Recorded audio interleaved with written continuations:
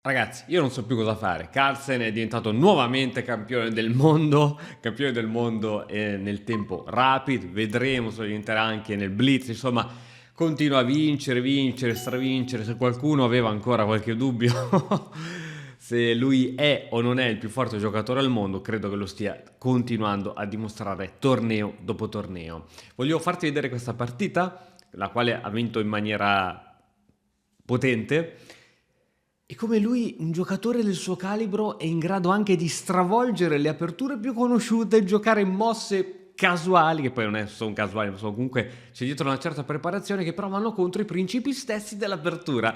Quindi voglio mostrarti questa partita che secondo me ha qualcosa di fenomenale. I giocatori giocano con 15 minuti a testa, quindi non sono partite ultra ragionate, ci saranno delle cappellate che magari non avrebbero fatto a tempo lungo, ma ci sono 2 o 3 punti geniali in questa partita che mi hanno lasciato a bocca aperta e voglio oggi condividerli con te. Andiamo a vedere questa partita. Carlsen apre con E4, gioca contro Puya Hidani, un grande maestro da solo 2516 punti, difesa sicula, cavallo F3, D6 e ora qui tutti noi siamo abituati a vedere D4. 99% delle partite vanno con D4, Carlsen gioca alfiere C4. Alfiere C4 è sbagliata, allora diciamo che in genere, se andiamo sui manuali di scacchi, noi sappiamo che alfiere C4 non si gioca perché uno dei piani proprio tipici della siciliana è spingere in D5. Ciò significa che Carlsen non conosca le aperture? Qualcuno polemico potrà dire ma non è la prima mossa del motore. E chi se ne frega? Non è che basta accendere un motore per diventare degli arbitri, dei giudici di scacchi, ma determinate mosse hanno anche altri scopi, quelli di destabilizzare l'avversario, toglierlo dalla teoria, che è un po' quello che ha fatto il candidato maestro fide Luca Ballotti all'interno della nostra Accademia di Matto Scacco. Ha suggerito una linea particolare della siciliana col bianco proprio per uscire dalla teoria e tra l'altro quella stessa variante gli ha permesso di arrivare a 2200 punti, quindi si può giocare in tanti modi e una delle componenti fondamentali degli scacchi è la componente anche psicologica. Cavallo F6, D3. Sembra che Carlsen stia giocando una partita italiana trasportata in una siciliana e lo vedremo anche nelle prossime mosse. G6, questa mossa mi ha stupito e ha stupito anche il motore. Qui a lato potete vedere la barra, se si colora di bianco, il bianco è in vantaggio se si colora di nero. Dopo questa mossa la barra si è colorata più di bianco, ciò significa che questa mossa ha dato un leggero vantaggio al bianco. Perché? Perché infatti se c'è l'alfiere in C4 che ha questa forte diagonale, sarebbe bene giocare 6 e andare a sviluppare l'alfiere in E7, ma il grande maestro decide di giocare G6. Ovviamente io non sono nessuno per criticare e giudicare la mossa di un grande maestro, ma anche il motore dice che questa non è una mossa precisissima. A rocco corto alfiere G7, A4 fondamentale per tenere la casa B5, è bene che questo alfiere riesca a rimanere in B5 il più a lungo possibile, che quindi toglie i piani di espansione ad ovest al nero. Arco corto, C3, come dicevo, partita italiana, alla fine si arriva, non so, si arriva a cavallo C6, cavallo A5, l'alfiere si ritira in B3, poi va in C2, partita italiana trasportata in una siciliana. Wow, cavallo C6, ma le mosse belle devono ancora arrivare, quindi resta fino alla fine perché ci sono dei punti devastanti. H3, D5, finalmente arriva D5, il piano, uno dei piani fondamentali della siciliana. E per D5, C per D5, torre 1, fin qui tutte mosse ottime, B6 per consolidare il tutto ed eventualmente fare un doppio fianchetto, cavallo in BD2 e 6 e adesso arriva una prima mossa che mi sorprende, però pensandoci bene ci si può arrivare. E il turno del bianco bisogna capire cosa giocare. Io così ad istinto, proprio istinto, prima mossa che farei è cavallo E4, che tra l'altro è la seconda scelta del motore. Cavallo E4 con l'idea di centralizzare un cavallo, dare respiro a questo alfiere e poi mica il mio avversario potrà giocarmi F5 perché lo indebolirebbe troppo, quindi avrei comunque una buona casa per il mio cavallo. Carlsen invece gioca la prima scelta del motore, cavallo B3. E la prima domanda che mi sorge è: ma che futuro ha quel cavallo in B3? Fra pochissimo lo scopriremo. alfiere B7, è arrivato il doppio fianchetto, minaccia di alfiere, ovviamente l'alfiere minaccia la regina e vuole provocare in qualche modo F6, mossa che il grande maestro non farà mai, infatti in partita viene giocato a donna C7, perché? Perché F6 indebolirebbe di gran lunga la situazione e questo... È vero che ora c'è l'alfiere sotto, questo si ritirerebbe, ma la struttura pedonale si è indebolita. Mentre così ogni pedone sosteneva l'altro ed è una struttura solida, su F6 la struttura è indebolita. Quindi per tutti i giocatori, magari di 900, 1000, 1100, 1200 punti, che devono ancora imparare a gestire bene i pedoni stanno bene quando stanno in catena. Quando fate ste robe qui, che fine faranno questi due pedoni? Se questo lo spingerai così, il pedone 6, quello a sinistra, sarà arretrato. E se questo lo spingi così, comunque il pedone F6 è debole perché non è più difeso da altri pedoni. Quindi attenzione sempre a quando muovete i pedoni. Ovviamente, dicevo, in partita la partita va diversamente, donna C7, e arriva finalmente D4, ed ecco lo scopo di questo cavallo B3, quello di supportare la spinta centrale D4. Cavallo in E7, donna in E2, H6 minacciando l'alfiere, ritirata, cavallo F4, adesso l'alfiere si dà sul cavallo e donna in F4. Situazione pari, materiale pari, fin qui mosse troppo geniali non ci sono state, però è comunque una partita interessante. Cavallo in E5, ottimo avamposto, cavallo in F5, donna G4 e adesso Carlsen propone un cambio di donne. Credo che ormai sappiate che Carlsen sia, credo, a mio modesto avviso, il giocatore più forte a giocare i finali e il giocatore più forte a giocare senza regine. Carlsen vuole portare il suo avversario all'interno di una tela, nella tela del ragno, perché sa che qui un grande maestro a 2005 se lo pappa a colazione nel finale e vediamo come se lo papperà a colazione. E arriva il cambio di donne, siamo entrati in un finale, era proprio ciò che voleva. Cavallo D6, attacco sull'alfiere, ritirata. C per D4, eccolo finalmente che il cavallo si centralizza, quindi aveva assolutamente lo scopo da B3. Alfiere D5, A5 e alfiere per E5, torre per E5, arrivano un po' di cambi e arriviamo in questa situazione. La situazione è questa qui, che cosa vediamo? Parità completa di materiale, pedone doppiato, quindi una debolezza se vogliamo per Carlsen, ma... Sei alla ricerca di una scacchiera in legno professionale? Vienici a trovare su mattoscacco.com, scoprirai le nostre scacchiere artigianali da torneo. Come valutiamo noi questa posizione? Meglio per il bianco o meglio per il nero? Secondo la teoria scacchistica, il bianco ha un leggero vantaggio, dato da cosa? Dato dalla maggioranza dei due pedoni sull'ala di donna. Avere più pedoni rispetto all'avversario sull'ala di donna nel finale è considerato un vantaggio rispetto che sull'ala di re, perché qui il nero ha un 4 contro 3 sull'ala di re, però è sull'ala di donna che è considerato un vantaggio perché? Perché questi pedoni possono scappare più facilmente, dato che il re dovrebbe fare 10.000 manovre prima di andare a fermare questi pedoni.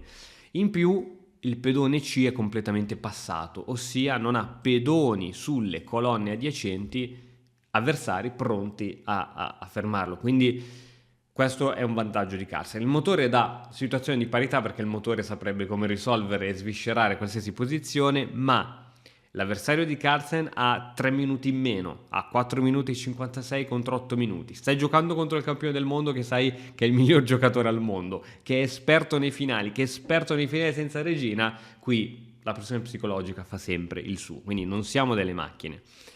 Torre in A va in B8 per minacciare questi pedoni, ma in qualche modo inviti a nozze Carlsen a giocare B4, che non vede l'ora di arrivare a promozione con uno di questi due pedoni. Torre in F C8 per minacciare anche il pedone C3. Qui l'unico gioco che ora può fare il nero è cercare di papparsi uno di questo pedone. Torre in E3 per difendere, cavallo in E4 aumentando la pressione, cavallo B5 difendendo il punto.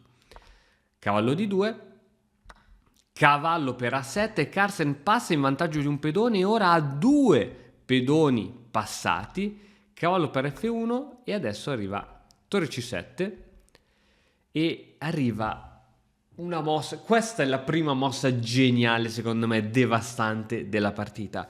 Allora, dimmi tu che cosa ora giocheresti in questa situazione? Ora, qui c'è un po' di pressione sul cavallo, magari può arrivare torre a 8, arriva a doppia pressione sul cavallo, però questa torre è protetta, quindi non è neanche un problema.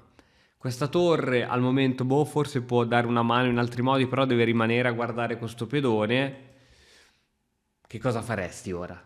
Come mossa? La mossa istintiva che faresti? Io farei Re 2, anzi guarda, per evitare magari scacchi giocherei Re 1 con l'idea di andare con Re in 2, supportare i miei pedoni, e credo che questa sia probabilmente la mossa che avrebbe fatto qualsiasi giocatore sulla faccia della terra. Ovviamente su Re 1 il nero non può permettersi questo tipo di cattura, perché dopo F3 avrebbe l'alfiere completamente intrappolato. Re F2, Re G1 e si cattura l'alfiere. Quindi Re 1 sembra proprio una mossa che funziona.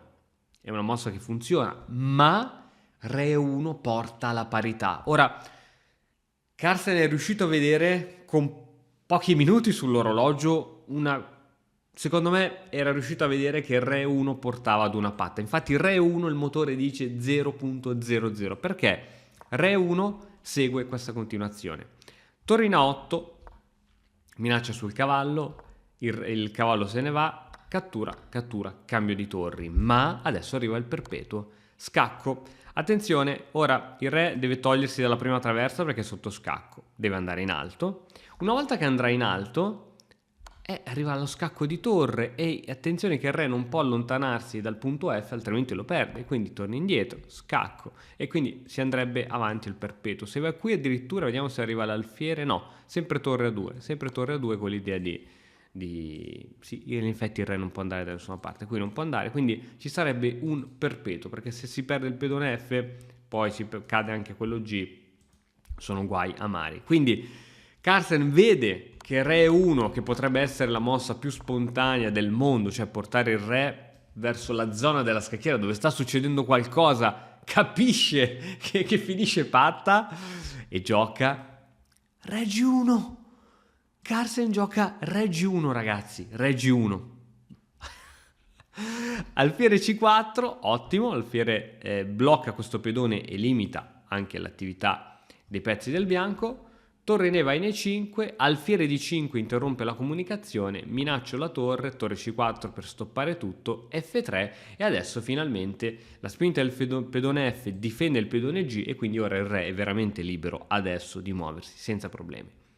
Alfiere C6, minaccia, cavallo D6, minaccia, e qui in realtà c'è poco da fare. Qui il cavallo teneva il pedone C3, togliendo il cavallo cade il pedone. Quindi si ristabilisce la situazione di parità, e ancora per una volta per il motore la situazione è pari, ma tra il dire e il fare c'è di mezzo il mare.